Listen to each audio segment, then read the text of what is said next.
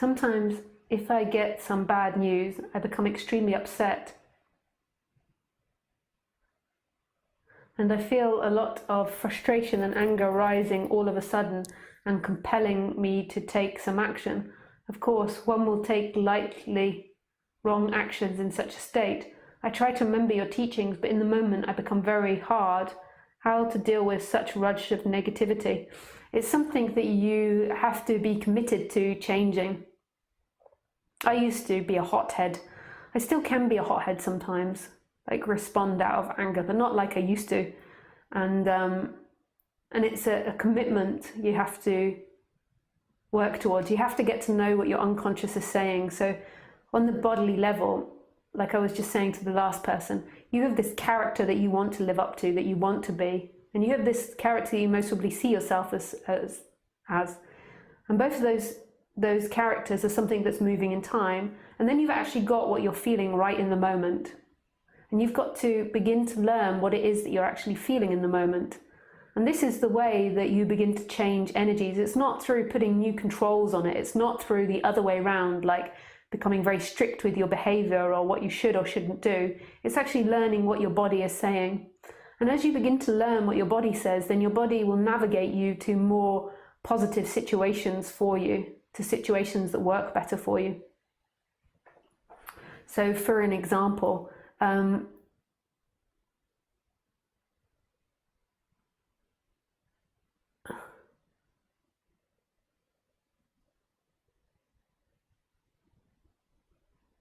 when I was younger, I'll give you an example of one, and this might not be quite accurate because it's quite a long time ago that these changes happened, and I began reconditioning myself so young that I forget. I'm now nearly 40 and my memory fails me terribly. So, you most probably hear me speak over the years and my stories change. I try my best to remember them as accurately as I can. So when I was younger, I suppose when I was growing up, I was gaslighted a lot. So I think that happens to a lot of us in our society. So I was told there wasn't problems when there was quite clearly problems, and I was talked out a lot of what I felt. And there was a lot of deception and lying happening in my household, not necessarily consciously. They maybe weren't conscious of it, but it was like they couldn't quite admit what was actually happening. So there was a lot of denial. So as a young kid, it was very confusing to experience that. So what it did was it made me fixate on truth and honesty and wanting people that were truthful and honest. And actually what it led me to was because I wasn't healed when I had this fixation and I didn't really know much about it, and because life is so generous, it will always face you with things that you need to fix or things that will help you to evolve. So it used to face me with situations where I would attract boyfriends to me, not all the time, but some of them that were liars and that lied. And a couple of times I started relationships on a lie and then discovering that lie. So, and really that's a deal breaker for me. Like obviously all of us lie to an extent, we have white lies, but these were quite big lies. And that's really a deal breaker for me in a relationship. But I didn't know all these things when I was younger, and I had lots of empathy, and I thought that the empathetic and compassionate thing to do was to forgive them for lying. But because they hadn't dealt with their stuff, it just carried on. They just lied throughout the relationship. And because I was very sensitive, I always had suspicions they were lying, and then they would deny it, and then they would pretend that it hadn't happened. And what it would do is it would make me emotionally unstable, not all the time, but I would have these big meltdowns accusing them of things, and then they would go through hours and hours of arguments, and eventually they would convince me that they hadn't lied. And really, they more than likely had been lying. Like now I know a lot more about things. As I get older, I look back and think, yeah, they most probably were lying.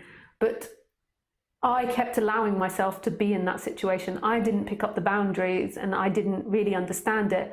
And it took me actually till about the age of 35, so I'm now nearly 40. So even though I had the awakening when I was 30, that big shift when I was 30, I still had karma about being around people that lie to work out its way from my body. Predominantly, my attitude was too much compassion and too much like not being able to imagine that other people could lie when they're telling you they're not. That wasn't out of my possibility. I could most probably lie, like I did lie, like we all lie. But then if somebody confronts me about an actual lie and asks me, then I just can't maintain that. Like that would really hurt me to do that. And I just couldn't imagine that people could do that if someone confronts you and asks you directly. And this was disturbing for me in relationship, and it caused conflict in my relationships. And then over the years, I began to understand these patterns better, and I'm sure it will happen again, but 35 was the last time that I had 35 it was actually. So at 35, that was the last time that I had somebody that conned me and really fooled me. And it was really beautiful experience because I really, really saw how the lies were happening. They actually, one thing that I saw was that when they were lying to me, it had been recorded, it was in a public situation. Afterwards, I knew they were lying, and I could see how my personality was wanting to give them the benefit of the doubt, but emotionally it didn't feel right in my body, and emotionally that would make me wobbly, and that would create an argument between me and the other person. So I wouldn't have the strength to say, you're lying, that's that. You can say you're not 1,000 times, and that's that, and putting my foot down. So, but now I feel like I'm more perceptive at doing that. Like I don't just take it that people are telling you the truth. And there's also different levels of truth. So, and now I can feel it in my body. I could feel it in my body then, but I overwrote that because I just believed that humans couldn't do that. Like I was very naive with humans. I just believed that there was a goodness in everyone, that they couldn't just keep lying repetitively, like there would be some part in them that would have compassion or empathy. And now I see that that's not the case, and that's also okay. But now I'm more discerning with people's behaviors with me. And that was something I learned, and that's making me better in relationship. What it's doing is it's making me walk away. If I don't believe somebody or I think someone's lying, I don't necessarily need to confront them or ask them about it. I just believe myself. But I'm open to the fact that I might be wrong, but I just have more trust in myself. And that's something that I'm building, and I'm still growing, and I'm sure there'll be more things that come up in the future for me to look at. But as we become more conscious of these machines and how they work, so in those moments when someone was lying to me, my body was saying, they're lying to you, and it felt very genuine and real. And then my mind would say, I would ask them, and then they would tell me an intellectual story, and I believed that intellectual story over what my body felt. So your key is your body, is understanding what it is your body's telling you. And that you can listen to your body, and that you can begin to trust your body, and you can discern when to trust your body and when not to trust your body. Like so when it's in anger and in rage and in acting out, there's actually deeper feelings there. Whereas when I felt this feeling like someone was lying, there wasn't a deepening feeling there. It wasn't like I was insecure or it was related to past traumas. It just felt that feels like the truth. It felt relaxing when I felt it. It felt honest and truthful. Whereas you can tell that anger and frustration and shouting, there's deeper feelings there. So what might be underneath is that you feel vulnerable or you feel out of control. Maybe the other person has been inappropriate to you, but you've got to come to see what your body is saying, and then this will stop you acting out the rage and the anger. It's not that you've got to try and control yourself. That won't work. Saying to yourself, I'm never going to get angry again, will not work. Like, that's impossible for anyone. I'm sure I'll get angry again.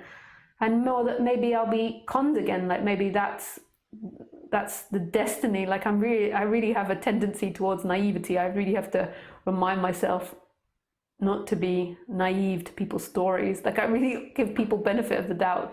I have to remind myself, like, note to self, I need to get it tattooed. And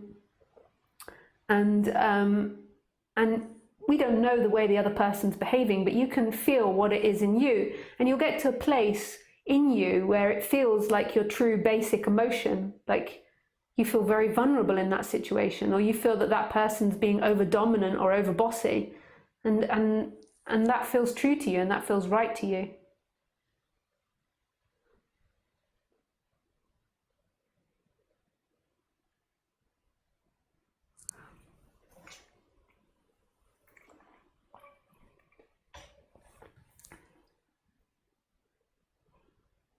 Gosh, my camera is still, battery is working. What might happen is it might suddenly black out, but I'll change the battery. You'll still hear me. I'm not sure how long it will last. It's been going an hour and a half now. It's pretty impressive. I'm just testing it a bit today if I need to buy a plug-in battery. Hi, Joseph. Welcome. There's so many people making comments today. Oh, there's a lot of people on live, that's why. Normally Wednesday is a bit quieter. Is it Wednesday? Yeah, so if I don't get around to all the questions, there's hundreds. No, not hundreds.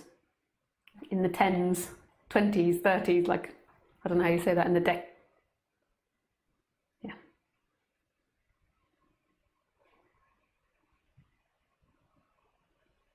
Thoughts. Hi, Lisa. Hi, thoughts. I find it so relaxing to not believe the story and sink into the experience. I'm asking myself, what do I get out of always going back into the story? Fear, wanting to control, wanting to become love, wanting to be fulfilled. Thanks for your talk. What actually happens, what you get out of the story is you being someone. It's absolutely terrifying not being someone to that someone. And it doesn't care if the story is good or not, it's just programmed to be someone. And so you've got to have a problem to fix. The mind's like, got to fix something. It's got its little hammer and talk it out. Because that's what the mind is, and that's what the identities come. It's always about fixing and making your life better and evolving you.